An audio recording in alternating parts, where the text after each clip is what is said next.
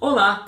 Nas últimas aulas falamos bastante sobre formas de se expressar concentração de soluções e também de diluição e titulação, um dos procedimentos mais importantes em química.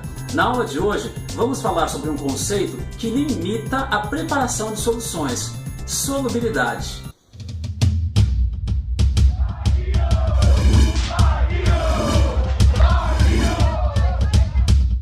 E a solubilidade nada mais é do que a expressão da quantidade de soluto que pode ser dissolvida em determinada quantidade de solvente. Ela geralmente é expressa em gramas de soluto por 100 gramas de solvente, como já vamos conferir no nosso primeiro exercício. Atenção ao enunciado, que diz: a solubilidade do nitrato de potássio a 30 graus Celsius é de 45 gramas por 100 gramas de água.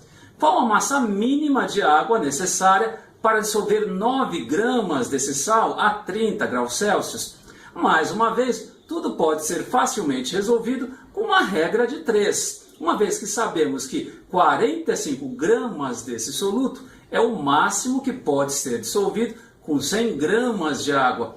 Como queremos dissolver 9 gramas de soluto, qual será então a massa mínima de água necessária?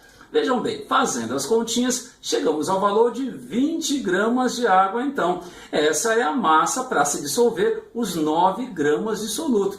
Nesse caso, se utilizarmos apenas 20 gramas de água, estaremos dissolvendo exatamente esses 9 gramas. Estaremos dissolvendo o máximo possível. Isso é muito importante, porque a solubilidade, então, vai gerar 3 tipos de soluções. A primeira delas, obviamente, é a solução chamada de saturada, quando se dissolve a máxima quantidade de soluto permitida pela solubilidade. No caso do exercício, se eu colocasse um pouquinho mais de soluto, ele não poderia ser dissolvido. 9 gramas é o máximo que dá para dissolver com 20 gramas de água. Se eu preparar uma solução usando essas quantidades, então, essa solução será saturada. Porém, se eu colocar menos soluto ou uma massa maior de solvente, eu não vou ter então dissolvido o máximo permitido por essa quantidade de solvente. Teríamos então uma solução insaturada, que é aquela onde se dissolve uma quantidade inferior de soluto permitida pela solubilidade.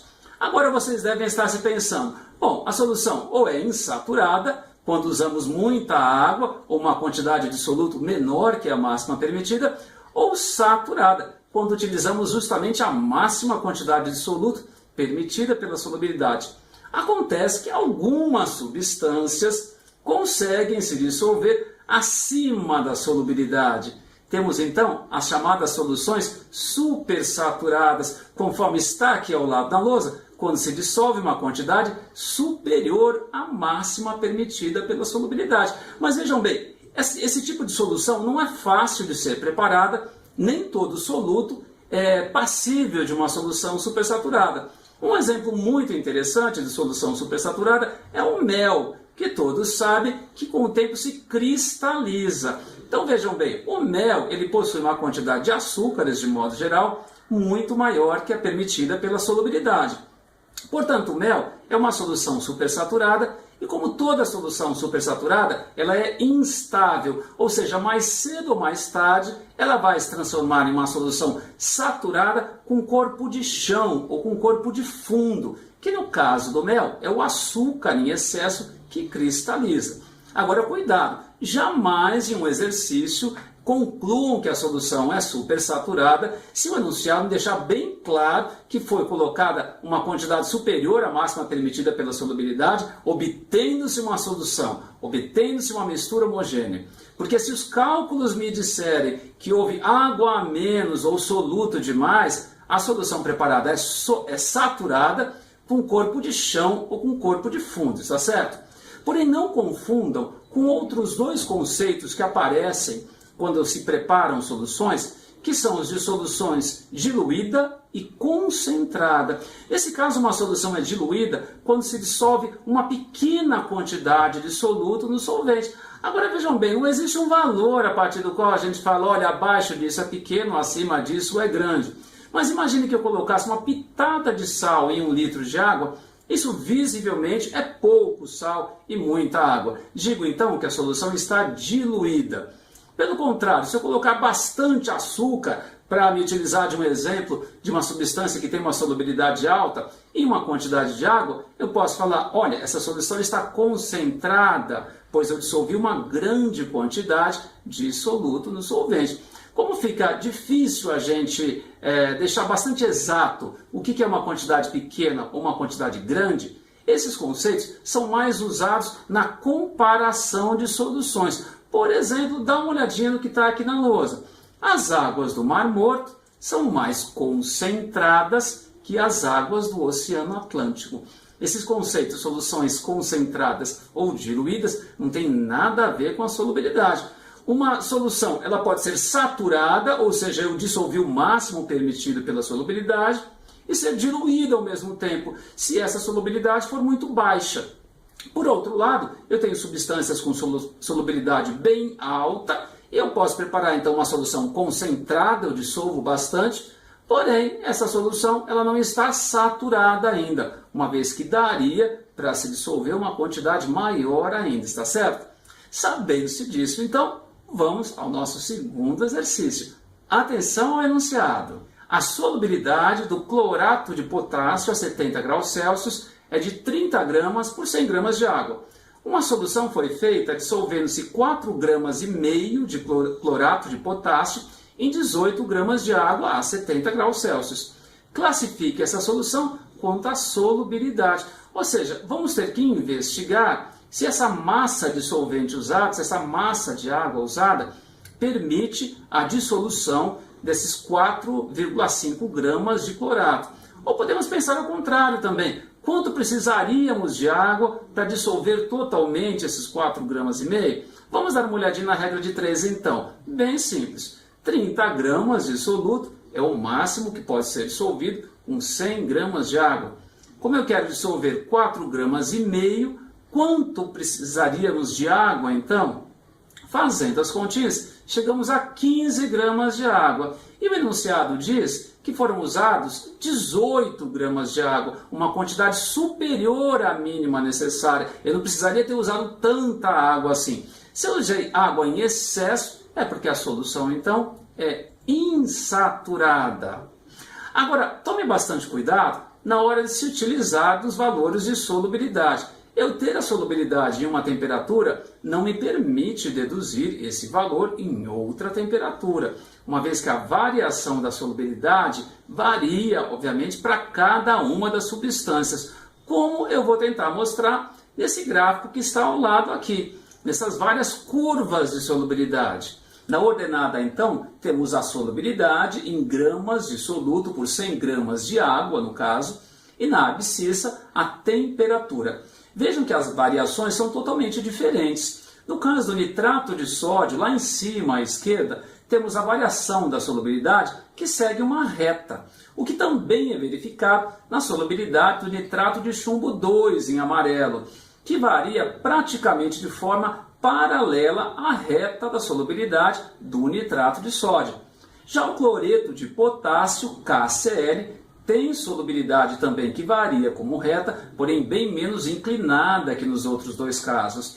E finalmente, o cloreto de sódio, NaCl, o nosso sal de cozinha, tem sim solubilidade que aumenta com a temperatura, porém muito pouco se compararmos com as outras retas. Agora dê uma olhadinha lá acima à esquerda também no cloreto de cálcio, CaCl2, que tem solubilidade que varia de uma maneira muito mais intensa, digamos assim, com a temperatura e na forma de uma curva.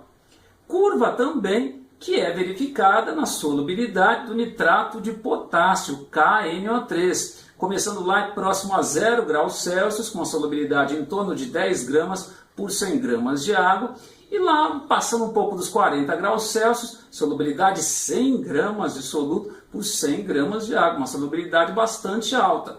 Se analisarmos a curva de solubilidade do dicromato de potássio, K2CR2O7, veremos que ela varia também como uma curva, e de maneira análoga, finalmente, a solubilidade do clorato de potássio, que já apareceu em um dos exercícios, também varia com uma curva um pouco menos acentuada, mas da mesma forma mostrando que, mudando-se a temperatura, a solubilidade aumenta bastante.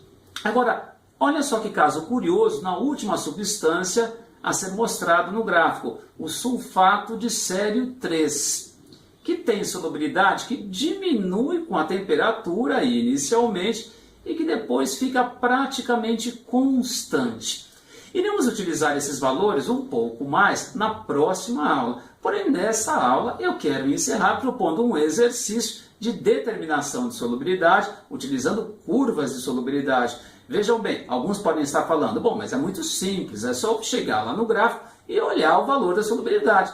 Mas a experiência me mostra que muitos alunos confundem ainda e cometem muitos erros nesse procedimento. Vamos lá, vamos fazer juntos então.